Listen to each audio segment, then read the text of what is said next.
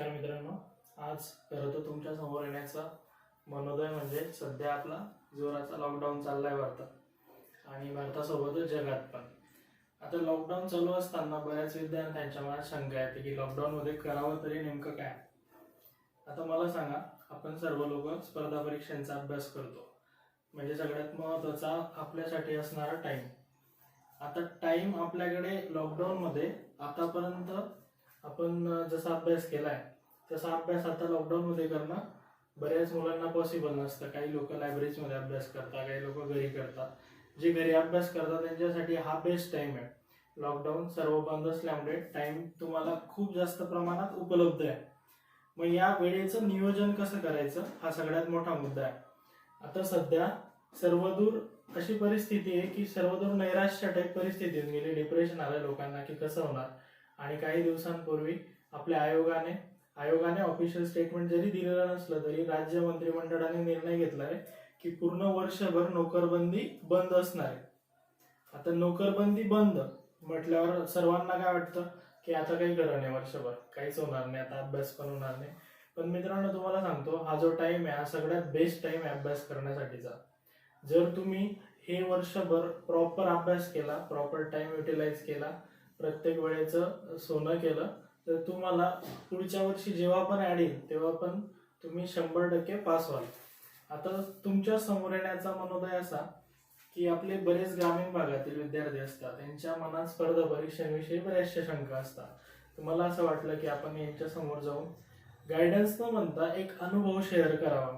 खरं तर माझं 2012 मध्ये STI म्हणून सिलेक्शन झालंय आणि 7-8 वर्ष सर्व्हिसमध्ये होतो मी, 6-7 वर्ष अजून पण आहे सर्व्हिसला, जळगाव येथे कार्यरत आहे.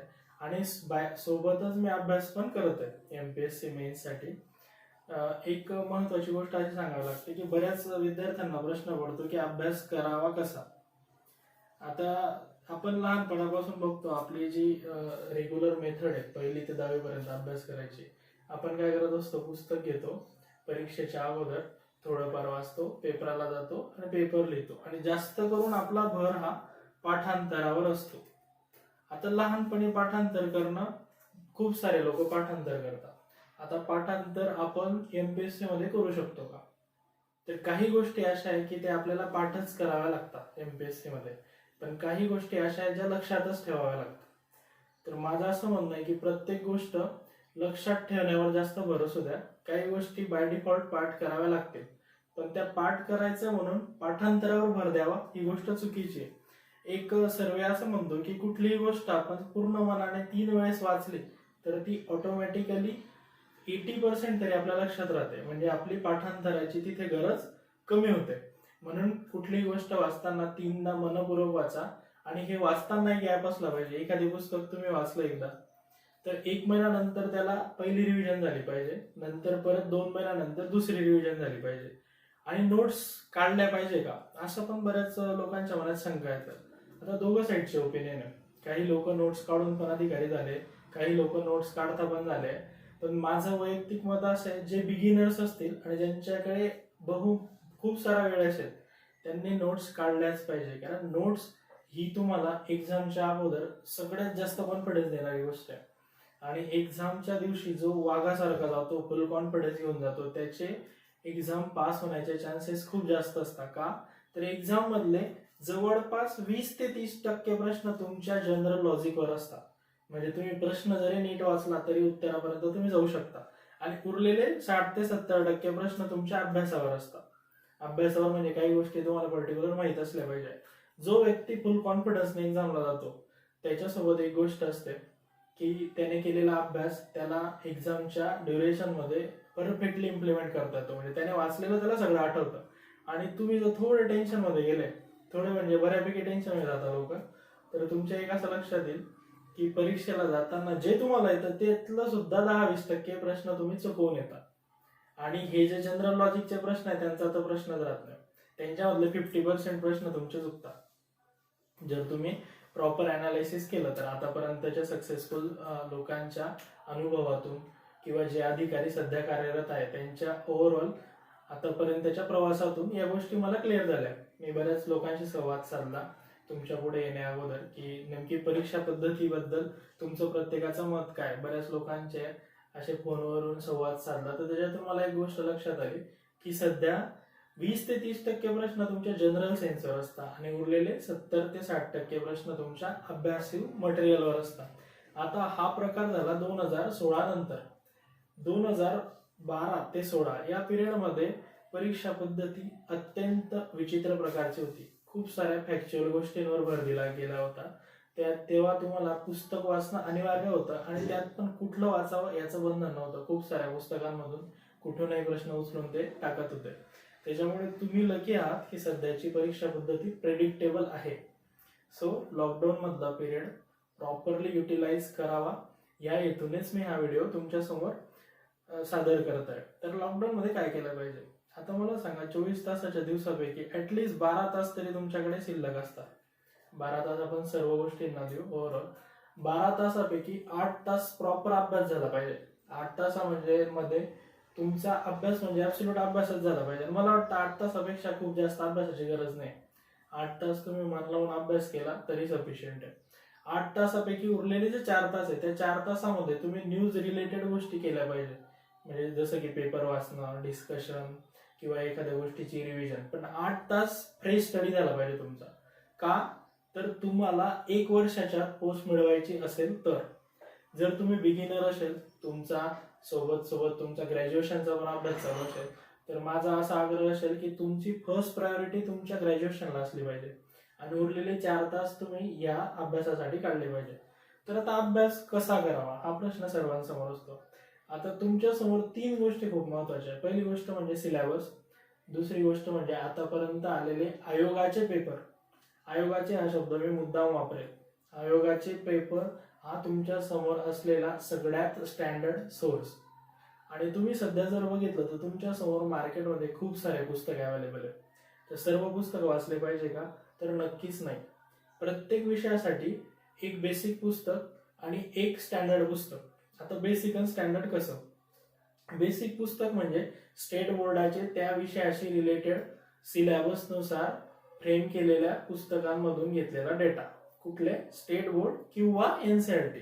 जे इंग्लिशशी कम्फर्टेबल असतील त्यांनी एनसीईआरटी वाचा, जे मराठीशी कम्फर्टेबल असतील त्यांनी स्टेट बोर्ड वाचा. पण हे वाचताना नियोजन करणं खूप गरजेचं आहे.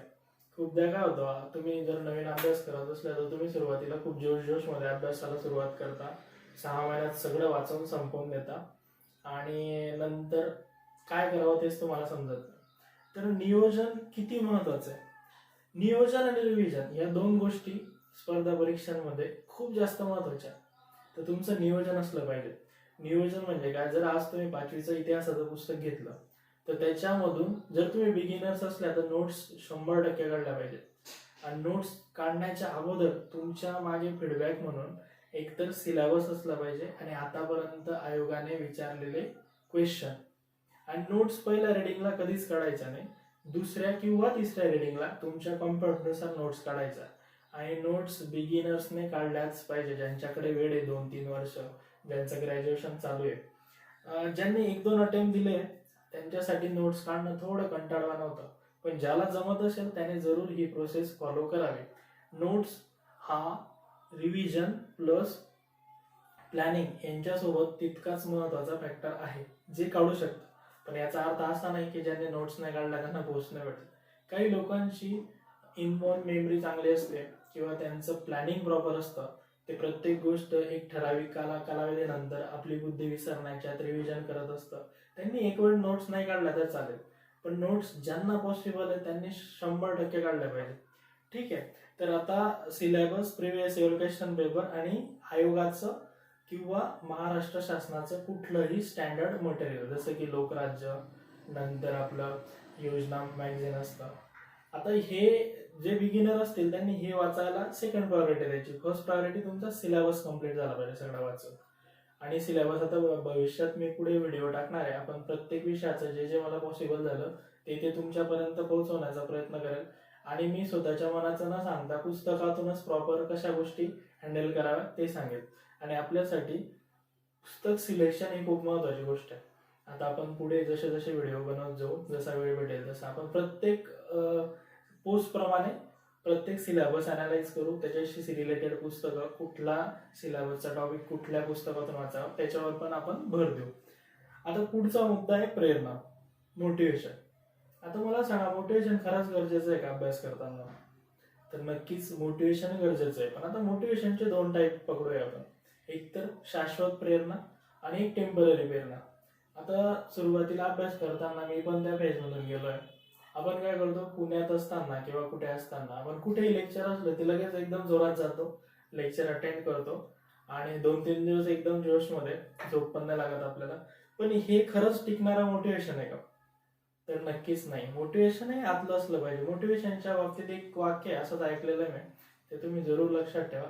ते म्हणजे असं, ज्या व्यक्तीला आपल्या आईच्या फाटक्या पदरमधून आणि वडिलांच्या फाटलेल्या जोड्यांमधून मोटिवेशन येत नसेल, त्याच्यासाठी जगातलं कुठलंच मोटिवेशन काम करू शकत नाही. असं का? तर तुमचं मोटिवेशन ही तुमची परिस्थिती असली पाहिजे. जरी उदाहरण देताना मी हे 2 गोष्टी दिल्या, तरी खूप साऱ्या गोष्टी असतात. तुमचे आई वडील, जे शेतकरी बांधव असतील आमचे, त्यांच्या खूपदा तर असं झालं की जमिनी विकून त्यांनी क्लास लावले. तर क्लास लावणं पण गरजेचं आहे का, त्याच्यावर पण बोलू आपण. पण मोटिवेशनच्या संदर्भात एकच सांगतो, तुमचं मोटिवेशन शाश्वत असलं पाहिजे. तुम्हाला टेम्पररी मोटिवेशन जर तुम्ही घेत गेले तर परत 3 दिवसात काहीतरी वेगळं करावं असं वाटेल तुम्हाला. 3 दिवसात कुणाचं तरी भाषण ऐकावं असं वाटेल, नेटवर एखाद्या सक्सेसफुल व्यक्तीचं बोलणं ऐकावं असं वाटेल. आणि अजून महत्वाचं, प्रत्येक सक्सेसफुल व्यक्ती खरंच बोलतो असं नसतं. म्हणजे कदाचित तो सक्सेस झाल्यावर तो सांगतो मी 10 तास अभ्यास केला, कंटिन्युअस केला, आम्ही झोपायचो नाही. ऍक्च्युली तसं नसतं. 8 तास मला तर वैयक्तिकरित्या वाटतं खूप जास्त अभ्यास आहे, जर तुम्ही फुल कॉन्सन्ट्रेशन नाही केला तर. आणि उरलेले 4 तास मी तुम्हाला सांगितलं, ते पेपर वाचणं किंवा इतर गोष्टी, 4 पैकी 2 जरी झाले तुमचे प्रॉपरली तरी चालेल.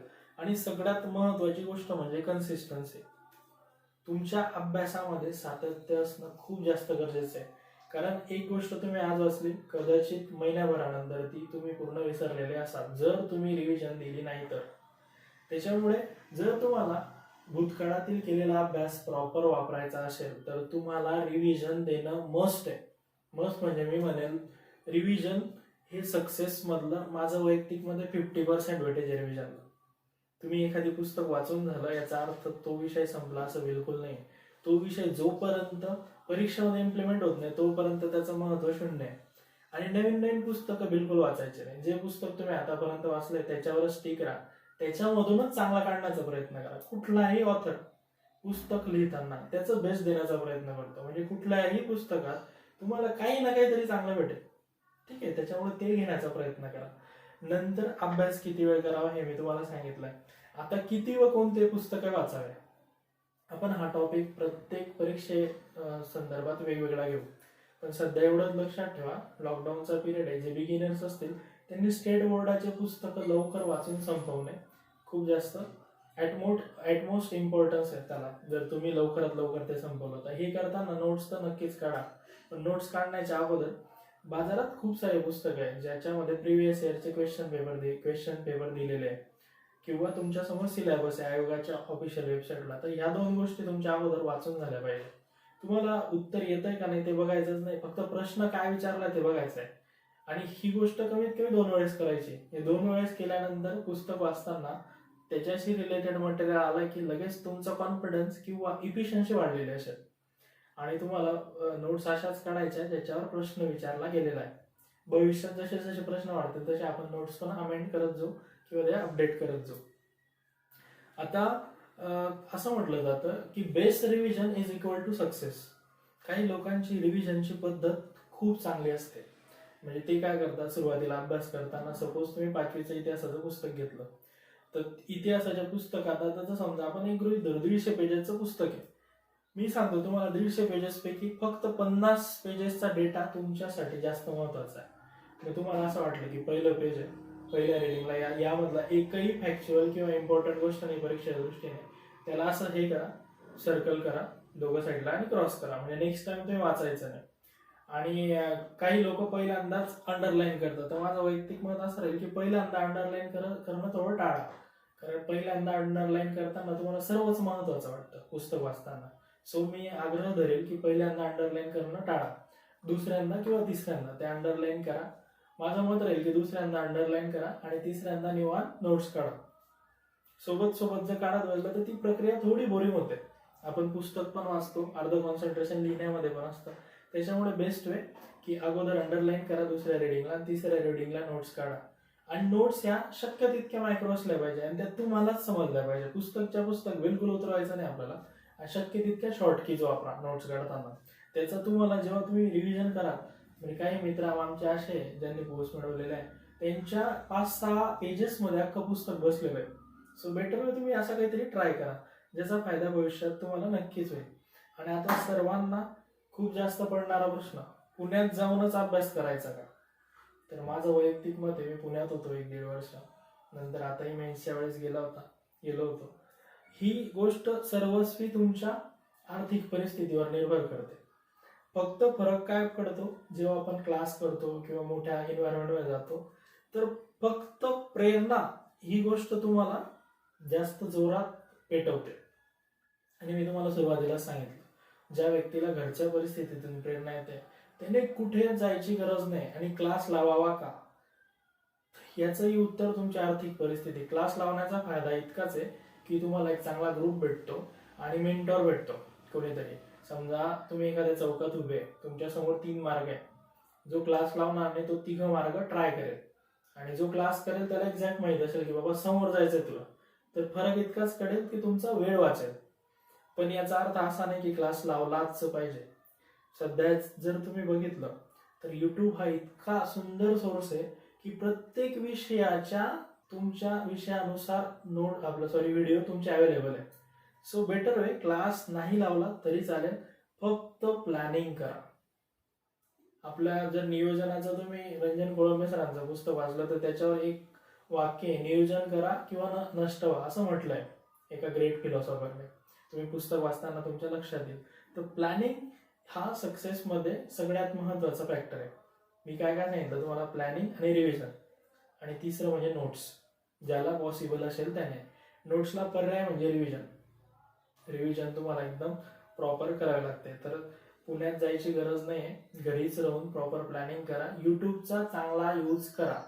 युट्यूबला खूप सारे व्हिडिओ आहे, सगळे बघितले पाहिजे का? बिलकुल नाही. जो व्यक्ती स्ट्रेट फॉरवर्ड बोलतो आणि जो जास्त मोटिवेशनवर भर देत नाही त्याचं लेक्चर शक्यतो माझं वैयक्तिक मध्ये बघावं, कारण ते अभ्यासाशी रिलेटेड असू शकतं. ठीक आहे. तर आता मी तुम्हाला अगोदरच सांगितलं की प्रत्येक पोस्ट बनवलेला व्यक्ती खरं बोलतो का? तर असं नसतं. 10-15 लोकांचे काही लोकांनी एक चांगली गोष्ट केली आहे. तुम्ही जर युट्यूबवर गेला किंवा फेसबुकवर गेला तर त्यांनी त्यांची प्रत्येकाची बुक लिस्ट तयार केली. आणि मला थोडं वाईट वाटतं, काही लोकांनी काय केलंय, समजा इतिहास गृहीत धरला तर इतिहासाचे मार्केटमध्ये अवेलेबल असलेले सर्व पुस्तकांची नावं देऊन दिले. जर तुम्ही अभ्यास करताना 6 महिन्यानंतर ऑब्झर्व केला तर तुमच्या असं लक्षात येईल की फक्त इतिहासाचा अभ्यास करायलाच तुम्हाला 6 महिने लागतील जर तुम्ही ही प्रोसेस केली तर. ग्रोवर सरांचं पुस्तक आहे, नंतर आमच्या ऑफिसमध्ये समाधान महाजन सरांचं पुस्तक आहे. तर माझं एक वैयक्तिक मत आहे, मार्केटमधलं कुठलंही एक पुस्तक आपण निवांत बोलू त्याच्यावर की कुठलं वाचलं पाहिजे तुम्ही प्रत्येक परीक्षेच्या रिक्वायरमेंटनुसार. त्याच्यामुळे पुस्तक वाचणं हे सक्सेस मधलं खूप. पुस्तक सिलेक्शन ऍक्च्युली वाचणं म्हणण्यापेक्षा book selection plays a crucial role. ठीक आहे. त्याच्यामुळे प्रत्येक विषयासाठी 1 आणि फार तर 2 जर टाइम असला तर वाचले पाहिजे. पण सिलेबसच्या नीडनुसार. कधी सिलेबस असं असतं की महाराष्ट्राचं वेगळं असतं, भारताचं पुस्तक वेगळं असतं, तर ते दोघं तुम्हाला वाचावेच लागणार आहे. ठीक आहे. आता जर तुम्ही एमपीएससी मार्फत आतापर्यंत घेतलेल्या परीक्षा बघितल्या, तुम्हाला माहिती आहे एमपीएससी राज्यसेवेची परीक्षा असते ज्याच्यात वेगवेगळ्या क्लास 1 आणि क्लास 2 गॅजेटेड पोस्ट असतात. नंतर PSI STI असिस्टंटची एक्झाम घेते. नंतर टॅक्स असिस्टंट आमच्या डिपार्टमेंटची पोस्ट आहे, खूप सुंदर पोस्ट आहे. भविष्यात जर तुम्हाला अभ्यास करायचा असेल वर्षभराच्या पोस्ट घेऊन पुढे, तर खूप छान पोस्ट आहे. म्हणजे ऑफिसचं काम सांभाळून उरलेल्या वेळात तुम्ही अभ्यास करू शकता 10 ते 6 सोडून. ठीक आहे. तर आणि त्यासोबतच वेगवेगळ्या क्लरिकल गॅजेटच्याही पोस्ट घेते एमपीएससी, सरळ सेवा परीक्षा घेते. आता वर्षभर मला तरी वाटतं ज्या ऍड आल्या त्या होतील, कदाचित बाकी ऍड पडणार नाही. पण हा जो 1 वर्षाचा पिरियड आहे ना, हा शांततेचा काळ आहे. म्हणजे हा पिरियड तुम्ही इतका बेस्ट युटिलाइज केला पाहिजे. आणि हा पिरियड तुमचा कॉन्फिडन्स बिल्टअप करण्याचा आहे. जोपर्यंत तुमचा सिलेबस प्रॉपर कम्प्लीट होत नाही, प्रिव्हियस इयरच्या मधून तुम्ही जात नाही, सिलेबस पाठ होत नाही 2-3दा वाचून, तोपर्यंत स्पर्धा परीक्षांचा कॉन्फिडन्स येत नाही. आणि तुम्ही सध्या खूप लकी आहात. मी तुम्हाला क्रोनॉलॉजी सांगेल की पूर्वी कसं होतं. आता डायरेक्ट पुस्तकामधून प्रश्न विचारले जातात. त्याच्यामुळे जो जास्त अभ्यास करेल त्याचा सक्सेस रेशो खूप जास्त राहील. त्याच्यामुळे better way focus on planning, revision, book selection. आपण पुढे बोलू याच्यावर. आणि सगळ्यात महत्त्वाचं, लॉकडाऊनचा पुरेपूर फायदा घ्या. कदाचित ही परिस्थिती, लॉकडाऊन जरी उठलं तरी बऱ्याच वेळेस असं राहील की सोशल गॅदरिंग अवॉइड केलं जाईल. म्हणून आतापासून कमीत कमी 2 महिने तरी तुमच्या लायब्रऱ्या, जे लोक लायब्ररीमध्ये अभ्यास करतात ते ओपन होणार नाही. सो बेटर वे घरी 2 महिने खूप चांगला अभ्यास करा. ज्यांनी अगोदर केलाय त्यांनी ज्या गोष्टी केल्या त्याच प्रॉपर रिव्हिजन करा, प्लॅनिंग करा, नंतर अनालाइज करा. आणि सगळ्यात महत्त्वाचं, प्रत्येक वीकली तुमचं अनालिसिस होणं खूप गरजेचं आहे. सेल्फ असेसमेंट म्हणतो आपण त्याला, की बाबा मी हप्त्याभरात केलेल्या गोष्टी प्रॉपर आहेत का आणि त्याचा परीक्षेशी किती संदर्भ आहे. त्याच्यामुळे अनालिसिस करणं खूप गरजेचं आहे. So better way try to focus on self analysis. आणि analysis should be realistic. Analysis हे तुमचं रिअल असलं पाहिजे, फेक नसलं पाहिजे. कोणीतरी स्वतःला सांत्वन बिलकुल देऊ नका. सुरुवातीला त्रास होईल. एकदा जर तुम्हाला रिअलिस्टिक वागण्याची सवय पडली की बाबा ह्या पुस्तकातून इतके प्रश्न येतात, मला हे पुस्तक वाचावंच लागणार आहे, ते भले कठीण असू द्या, त्याच्याबद्दल जोपर्यंत तुम्ही प्रेम निर्माण करत नाही, आवड निर्माण करत नाही, तोपर्यंत ते तुमच्या डोक्यात जाणारच नाही. आणि ते जाण्यासाठी सेल्फ अनालिसिस आणि इट शुड बी रिअलिस्टिक. ठीक आहे. तर आता हा व्हिडिओ काढण्याचा मनोदय असा की माझे बरेचसे मित्र सांगत होते की सर आपण बरेच फोन करून पण गायडन्स बद्दल विचारत होते. मला वाटलं की माझ्या ग्रामीण भागातील जे मित्र आहेत त्यांच्या समोर युट्यूबवर खूप सारे व्हिडिओ आहे, पण ते व्हिडिओ बघितल्यानंतर असं लक्षात येतं की कुठेतरी मिसगायडन्स सारखा प्रकार चाललेला आहे. म्हणून मला असं वाटलं की आपण आपले अनुभव शेअर करावे. त्याच्यासाठी मित्रांनो, मी तुमच्यासाठी आजपासून वीकली, नंतर तुमच्या डिमांडनुसार व्हिडिओ बनवणार आहे. ड्रीम फाउंडेशन म्हणून सुरुवात केली आहे. आता याचं नाव ड्रीम ठेवण्याचा मनोदय असा की डॉक्टर APJ अब्दुल कलाम, जे आपले माजी राष्ट्रपती होते, आदरणीय म्हणूयात आपण त्यांना, त्यांचं एक सुप्रसिद्ध वाक्य होतं. ते वाक्य असं होतं, dream is not the thing which we see in a sleep, but it is the thing which do not allow you to sleep. म्हणजे स्वप्न ही अशी गोष्ट आहे की तुम्हाला झोपू देणार नाही, ना की तुम्ही झोपेत ती बघितली पाहिजे. म्हणजे स्वप्न तुमची झोपच उडवून टाकतं आणि तुम्हाला ऍक्शन म्हणजे कार्य करण्याला प्रवृत्त करतं. मग फक्त स्वप्न बघितलं म्हणजे आपल्याला पोस्ट मिळेल का? तर नक्कीच नाही. स्वप्न बघणं हा प्रेरणेचा पहिला सोर्स आहे, पण स्वप्न बघण्याचं कॉन्ट्रीब्युशन सक्सेसमध्ये फार कमी आहे. आणि स्वप्न जर बघत असले तुम्ही, आणि त्याला सगळ्यात महत्त्वाचं म्हणजे struggle, realistic assessment, planning, revision, notes, या सर्व गोष्टींचं जेव्हा तुम्ही त्याला जोडणार स्वप्नाला, तेव्हाच ते पूर्ण होईल. म्हणजे स्वप्नाचं मला वैयक्तिकरित्या वाटतं कॉन्ट्रीब्युशन 20% पण नसेल. कुणाचं तरी भाषण ऐकलं, मग हे म्हणता हे सोपं आहे, लाल दिवा वगैरे सॉर्ट. मित्रांनो, प्रशासनात गेल्यानंतर इतक्या विचित्र पद्धतीच्या अडचणी पण येऊ शकतात. म्हणजे कधी कधी असं वाटतं की खरंच मी अभ्यास याच्यासाठीच केला होता का? सुरुवातीला जॉईनिंगच्या दरम्यान आम्हाला काही अनुभव आले होते. त्याच्यामुळे फक्त ग्लॅमरच्या मागे बिलकुल जाऊ नका. ग्लॅमर तुमच्यासाठी कधीच नसतं, ग्लॅमर पब्लिकसाठी असतं.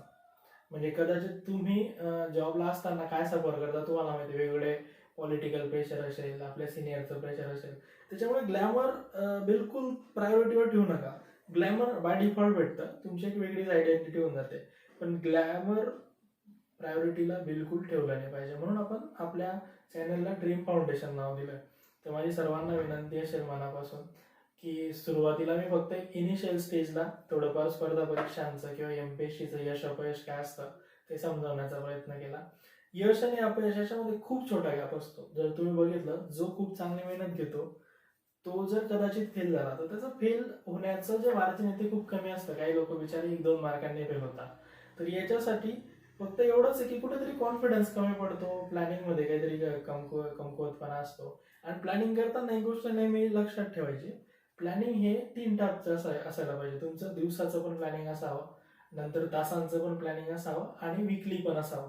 आणि या सगळ्या प्लॅनिंगचं अनालिसिस तुमचं मंथली पण घेतलं पाहिजे की बाबा ह्या मंथमध्येच आपला हा विषय चालू आहे, तर मग पुढच्या एक analysis revision type periodic analysis कराल तुम्ही, तेव्हा तुमच्या लक्षात येईल की बाबा आपले बाकीचे विषय पण बाकी आहे. सो आपण त्यांना पण तितकाच न्याय दिला पाहिजे. So planning plays a crucial role in your success. माझा व्हिडिओ कसा वाटला ते आपण कमेंटमध्ये जाऊन नक्की मला कळवा. तुम्हाला माझा व्हिडिओ आवडला असेल तर आपलं चॅनल तुम्ही सबस्क्राईब करू शकता आणि तुमच्या कमेंटमधून मला तुमची रिक्वायरमेंट सांगा. आपण पुढे नक्कीच व्हिडिओ काढू आणि आपण याच्यानंतरचे व्हिडिओ थोडे एक्झाम ओरिएंटेड काढू. म्हणजे PSI ला काय करायला पाहिजे. पहिला व्हिडिओ आपण शक्यतो PSI वर काढू, त्याच्यानंतर आपण क्लिरिकलला पण येऊ, नंतर पुढे पुढे आपण वर पण जाऊ. मुख्य भर कसा राहील आपला की आपल्याला वर्षभराच्या पोस्ट मिळवायची, कारण खूप सारे आपले बांधव ग्रामीण भागातील असतात आणि त्यांच्यासमोर खूप सारा प्रश्न असतो रोजगाराचा, कारण ते जास्त दिवस सर्वाइव्ह नाही करू शकत घरच्यांमार्फत. सो आपण लवकरात लवकर पोस्ट कसे घेऊ त्याच्यावर फोकस करू आणि नंतर त्याच्यानंतर माझा प्रायोरिटी राहील जे लोक जॉब करत अभ्यास करतात त्यांच्यासाठी पण आपण एक्सपिरियन्स शेअरिंग सारखा प्रकार करू. गायडन्स म्हणणार नाही, एक्सपिरियन्स शेअर करू. म्हणजे 7 वर्षाच्या प्रोसेसमध्ये अभ्यास करताना किंवा माझ्या इतर साऱ्या मित्रांकडून जे काही अनुभव भेटले ते शेअर करण्याचा प्रयत्न करेल आणि आपण अधूनमधून एखाद्या ज्याचं स्ट्रगल खूप चांगलं आहे त्याचे एक्सपिरियन्स आपल्या चॅनल मार्फत एक्सपोज करत जाऊ. So thank you so much. Please subscribe आणि कमेंट सेक्शनमध्ये कमेंट द्यायला विसरू नका. धन्यवाद.